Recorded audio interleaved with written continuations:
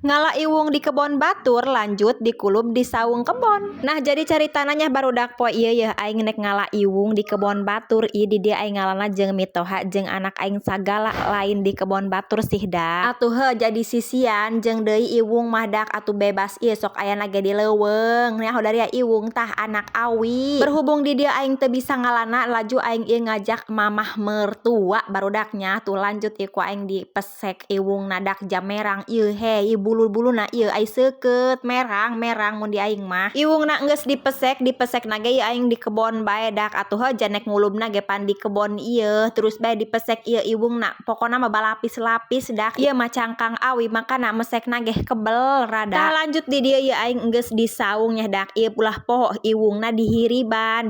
ipis-ipis laju mah ieu dikumbah heula jam merang loba memerang nah tah ieu deuleu geus ngebul bae dak seuneuna ge atuh he jabak sudah aing mah dak endung mamawa ka imah jari berjasanya jeung deui ieu di saung we pan ngeunaheun ieu unggal poe pan ieu ulin di saung jas saungna dipipir imah ngeunaheun tah pancina ge geus siap dak ieu palagi di saung atuh he sok ngaliwet sagala pokona mah ngeunaheun bedak ngadem adem pamikiran adem hate adem sagala pokona mah dak ieu mah ulin di saung bae komo bari jeung mun loba duit mah beuh atuh he daekeun ngendongna ge dak di saung bae teu kacara di lembur teh pan ai di lembur mah nya dak gara randeng teh sagala nyawara haju mah ai di saung pan cep kana ceuli ge pan adem atuh ieu kebel ti kebel dak iwungna geus asak tah tinggal dicoelkeun kana sambel.